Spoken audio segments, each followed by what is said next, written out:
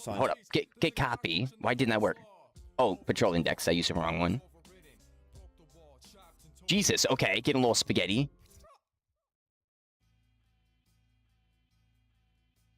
Okay. So drag out from that map again, do find, and plug that into our get there. And this will return the Jeez, okay. Be waiting here. So plug into time, and the rest into keys.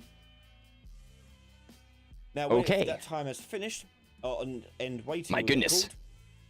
And when it does end waiting, we're going to take the current patrol index here, and we're going to increase it by 1. So we're going to increment it like so. Okay. And when we do that, we're then going to call this function again, move to patrol point. So move to? There we go. So all we have to do now is go back to our execute patrol here. Point. And along the end, yes. As we set patrol path, is we're going to call that move to patrol point. Move to patrol point.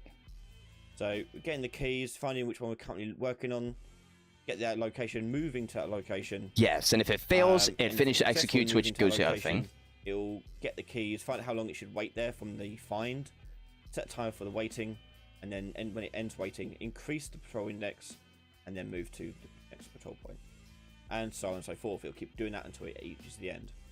So this is what you would want to do each time. You want to do something like this. No longer valid because there is no more patrol points. So what we do is before we take to move to patrol point, we are going to do current patrol index and check if this value here is valid.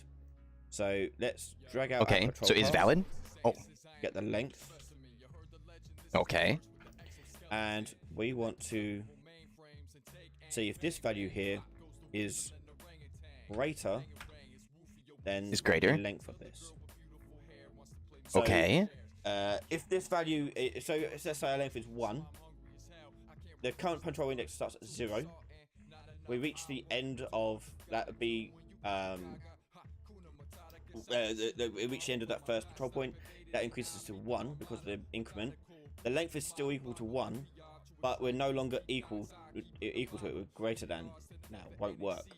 So, sorry, I want to be greater than or equal to. Sorry, greater than equal to. There we go.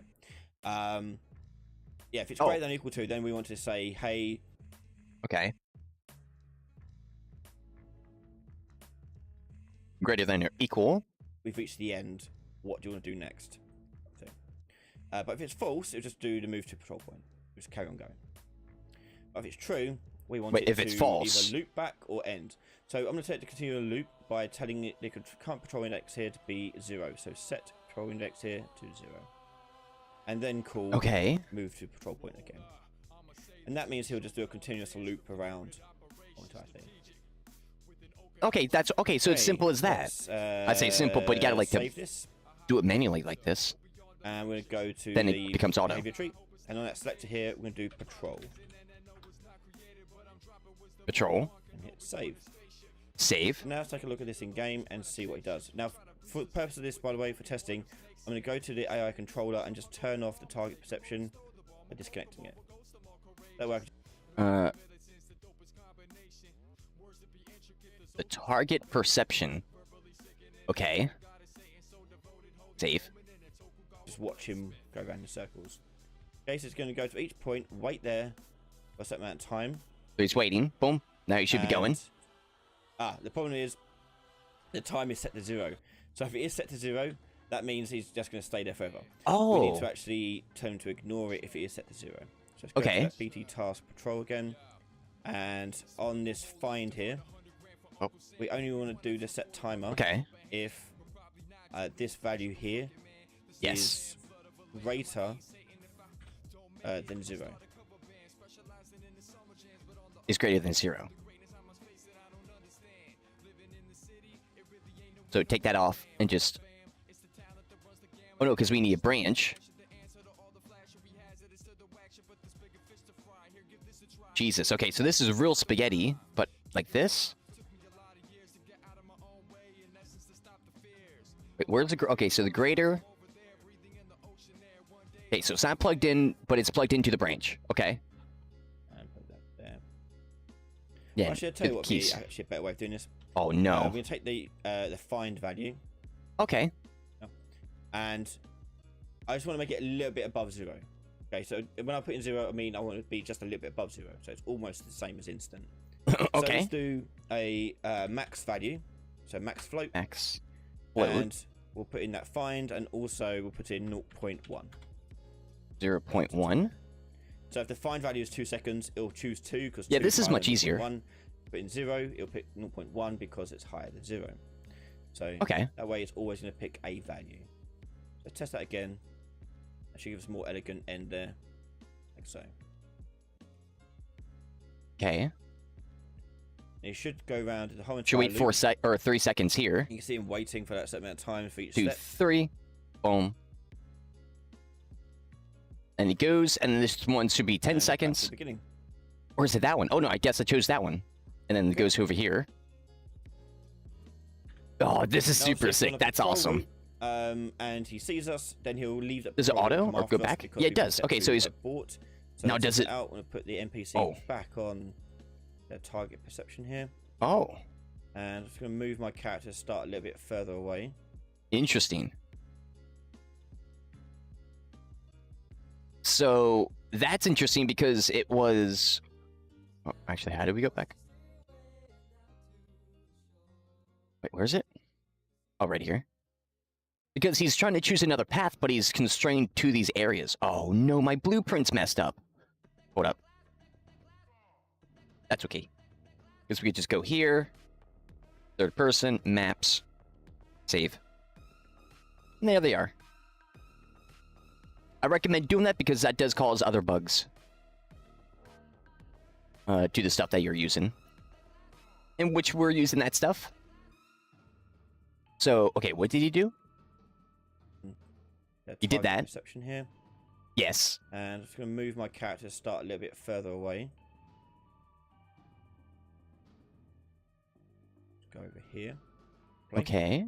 Okay, and watch them go around, and then they see me, and they'll come after me and stop doing their route. And if I lose sight of them, they will eventually give up, go back, and redo their patrol route. Oh god. Oh, yep. There they go. And they just found me, right? Just heard that. Let's see. You should go. Yeah, I'm in the same spot too. So he should be going because he waits there for 10 seconds. To that investigation spot where that sound was. And now he's going back to the patrol route. Oh, here he is. Awesome. And there we go. We've now got a simple patrol pass system in our game. I see. So the okay. So he just auto picks. However, we're going to add a little few extra pieces to this in the next episode, such as rotational and also actions they could do at those certain points as well. You can watch the next episode right now over on patreon.com/RyanLady. You can find all my videos early from just $1 a month. Thank you to all my patrons and YouTube members for your continued support. Make sure you're subscribed, and I'll see you all next time. Bye, everyone. Hey, shouts out to him again. Super. Oh, Jesus, super huge. That that we're like learning this stuff. I mean, they kind of go past this section pretty fast, but to have this, especially to build upon afterwards, is really huge. And especially for what he's talking about next, because it's not in the playlist. So I thought there was just 6 videos or 6 parts, but there's actually a 7th. Oh, Jesus, I knew it was going to happen. Oh, there's actually a few more. Or they're interesting. Okay.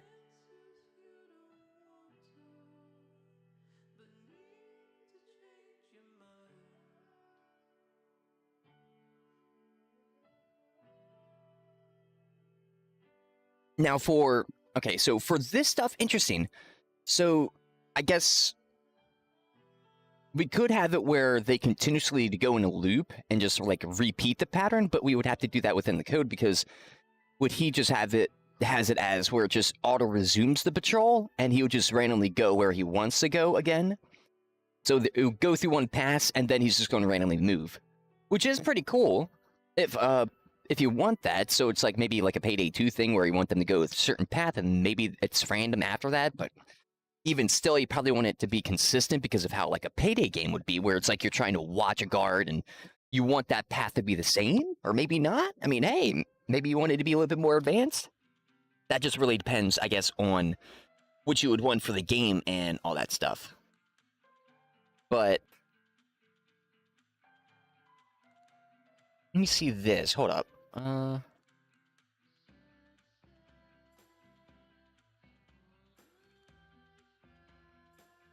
Actually,